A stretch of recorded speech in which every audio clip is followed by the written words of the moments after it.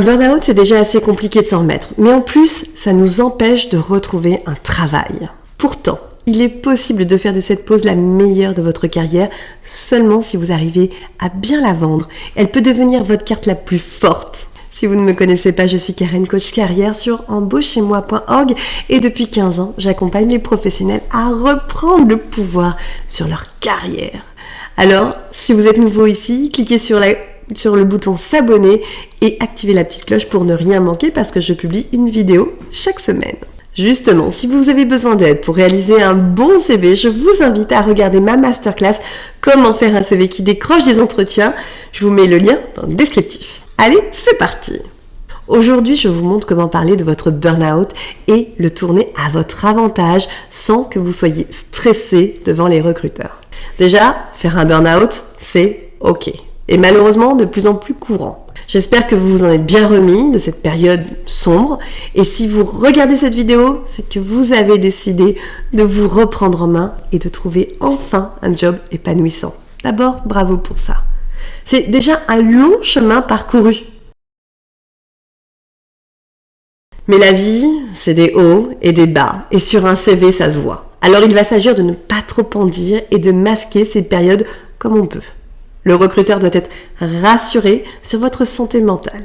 Heureusement, vous pouvez détourner le sujet. N'épiloguez pas trop sur cette année, même si le recruteur semble compréhensif. L'idée n'est pas de l'attendrir, mais bien de lui montrer que tout ça, c'est fini. Vous pouvez simplement mentionner événements personnels sur le CV. Ne prononcez pas le mot burn-out. Vous pourriez passer pour quelqu'un de fragile et le recruteur pourrait avoir peur de vous recruter. Peur que vous ne soyez pas à la hauteur. Ne faites pas pleurer sous les chaumières. Restez concis. On va forcément vous parler de cette période à l'oral. Préparez-vous et abrégez. J'ai voulu faire un break et prendre soin de moi. Essayez de faire diversion et ne revenez pas trop longtemps en arrière, ok ? Après un burn-out, il est difficile de reprendre confiance dans le monde du travail. Vous avez vécu une expérience traumatique, ces séquelles seront là à vie et l'idée est de vivre au mieux avec et de ne surtout pas réitérer l'expérience. Ce que je vous conseille, si vous avez fait des choses utiles durant cette période, notez-les. Ça pourrait toujours être bénéfique et prendre plus de place dans la conversation. Tournez cette période à votre avantage, montrez à quel point maintenant vous êtes la meilleure version de vous-même.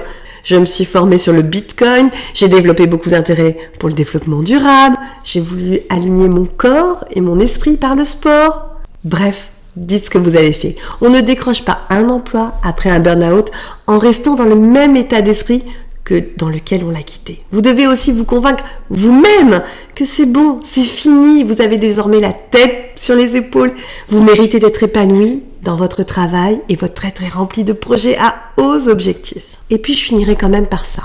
Si vous n'avez rien pu faire pendant cette période, eh bien c'est OK.